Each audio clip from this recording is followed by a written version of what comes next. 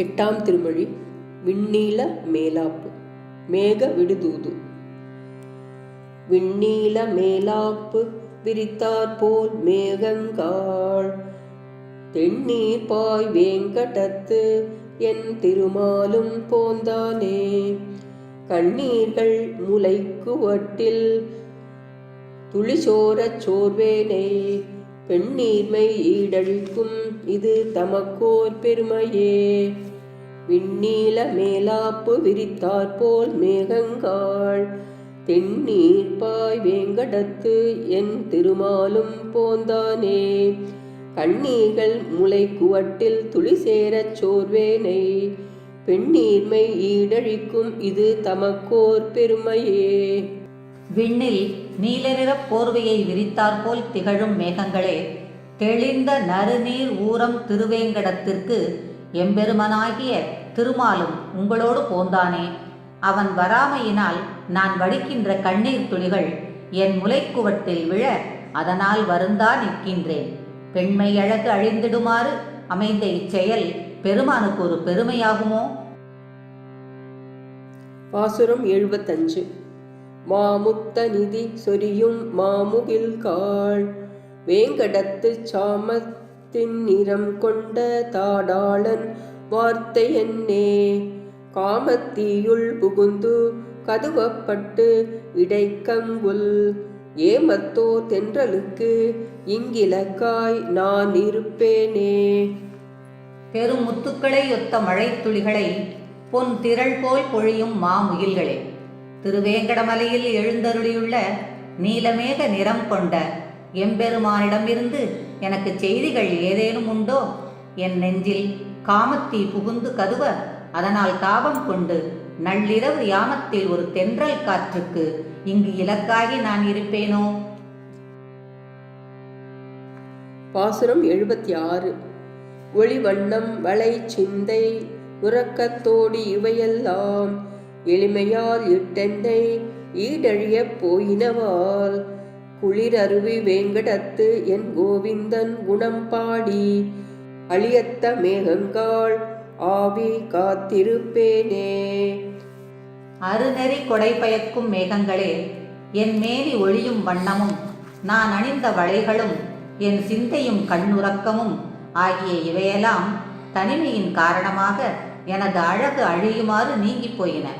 அந்தோ குளிர்ந்த அருவியோடும் திருவேங்கடத்தில் எழுந்தருளியிருக்கும் எம்பெருமானின் நற்குணங்களை பாடியவாறு என் ஆவியை காத்திருப்பேனோ? பாசுரம் 77. மின்னாகத் தெழுகின்ற மேகங்காள் வேங்கடத்து தன்னாக திருமங்கை தங்கிய சீர்மார்வர்க்கு என்னாக திளங்கொங்கை விரும்பித்தாம் நாள்தோறும் பொன்னாகம் புல்குதற்கு என் புரி உடமை செப்புமினே. எழுகின்ற மின்னலை நும் அகத்தே கொண்ட மேகங்களே, என் மார்பில் கிளர்ந்து எழுந்துள்ள இளமுலைகள் நாள்தோறும் எம்பெருமானின் திருமார்போடு விரும்பி அணைந்தவாறு கிடந்திட வேண்டுமென்ற என் மனத்துள்ள ஆசையை திருவேங்கடத்தே திருமங்கையை திருமேனியில் கொண்டிலங்கும் அழகிய மார்பனாகிய பெருமானுக்கு தெரிவியுங்கள். பாசுரம் 78. வான் கொண்டு கிளர்ந்தெழுந்த மாமுகில்காள் வேங்கடத்து தேன் கொண்ட மலர் சிதற திரண்டேறி பொழிவீர்கள் ஊன் கொண்டவள்ளுகிறாள் இரணியனை உடலிடந்தான் தான் கொண்ட சரிவளைகள் தருமாகில் சாற்றுமினே. தேன் கொண்ட மலர்கள் வேங்கடத்தே பலவாகப் பெருக வானிடத்தே திரண்டு மேலெழுந்து பொழியும் மேகங்களே, தசையொடு கூடிய வலிய கூறிய நகங்களால் இரணியன் உடலை பிளந்தெறிந்த பெருமானவன் என்னிடத்தே நழுவச் செய்து கொண்டு போன கைவளைகளை மீண்டும் ஈங்கு எழுந்தருளி அணிவிப்பானோ என்ற என் ஏக்கத்தை அவனுக்கு இயம்புங்கள். பாசுரம் 79. சலங்கொண்டு கிளந்தெழுந்த தன்முகில்காள் மாவலியை நிலங்கொண்டான் வேங்கடத்தே நிறந்தேறி பொழிவீர்கள் உலகுண்ட விலங்கினி போல் முன் உள் மெலிய புகுந்து என்னை நலங்கொண்ட நாரணர்க்கு என் நடலை நோய் செப்புமினே. நீர் உறிந்து கிளர்ந்தெழுந்த குளிர்ந்த மேகங்களே, மாவலியை வென்ற மாதவன் எழுந்தருளியிருக்கிற வேங்கடமலைக்கு மேலே பரவி பொழியும் மேகங்களே, கொசுகுகள் உண்ட விளாம்பழம் போல என்னுள் புக்கு என்னுடைய உள்ளம் மெலிந்திட என்னை நலங்கொண்ட நாராயணனுக்கு என் துன்ப நோயினை கூறுங்கள். பாசுரம் 80. சங்கமா கடல் கடைந்தான் தன்முகிழ்காள், வேங்கடத்து செங்கண்மால் சேவடி கீழ் அடிவீழ்ச்சி விண்ணப்பம், கொங்கை மேல் குங்குமத்தின் குழம்பழிய புகுந்து ஒரு நாள் தங்குமேல் என்னா விதங்கும் என்று உரையீரே.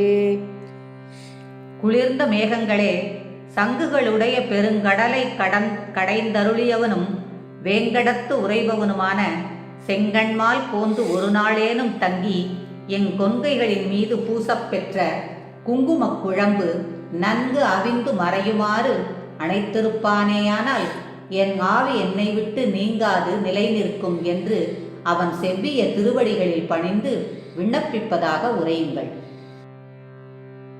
பாசுரம் 81. கார்காலத்தெழுகின்ற கார்முகிழ்காள், வேங்கடத்து போர்க்காலத்தெழுந்தருளி பொருதவனார் பேர் சொல்லி, நீ காலத்து எரிக்கினம் பழவிளை போல் வீழ்வேனை, வார்காலத்தொரு நாள் தம் வாசகம் தந்தருளாரே.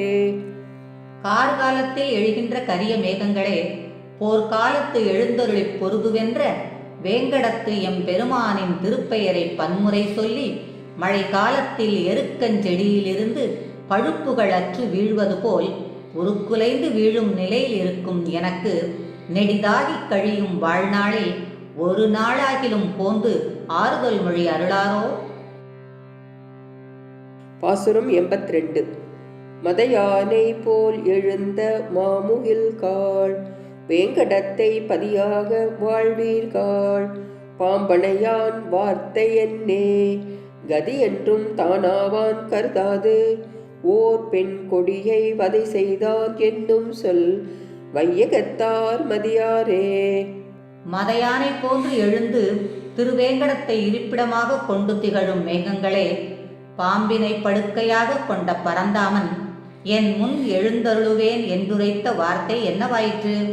என்றும் அவனே கதியாவான் என்று நான் இருப்பதை கருத்தில் கொள்ளாது திருமுகம் காட்டான் நின்று ஒரு பெண் கொடியை வதை செய்தான் என்னும் பழிச்சொல்லை ஏற்பானாயின் வையகத்தார் மதியாரே. பாசுரம் 83.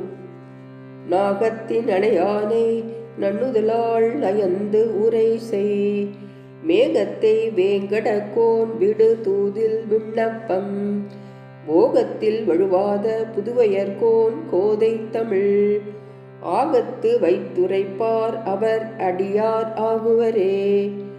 நாகத்தின் அணையானை நன்னுதலாள் நயந்து உரை செய், மேகத்தை வேங்கடக்கோன் விடு தூதில் விண்ணப்பம், போகத்தில் வழுவாத புதுவையர்கோன் கோதை தமிழ், ஆகத்து வைத்துரைப்பார் அவர் அடியார் ஆகுவரே. செல்வத்தில் குறையாத திருவில்லிபுத்தூரில் வாழும் வட்டர்பிரானின் திருமகளான அழகிய நுதலாள் ஆண்டாள் நாகத்தினை படுக்கையாக கொண்ட திருவேங்கடத்தானை விரும்பி அருளி செய்த மேகத்தை தூதில் விடுவதாக அமைந்த விண்ணப்பமாகிய தமிழ் பாசுரங்களை மனதிற்கொண்டு ஓத வல்லவர்கள் எம்பெருமானின் அடியவர் ஆகுவர். ஆண்டாள் திருவடிகளே சரணம். ஆண்டாள் திருவடிகளே சரணம்.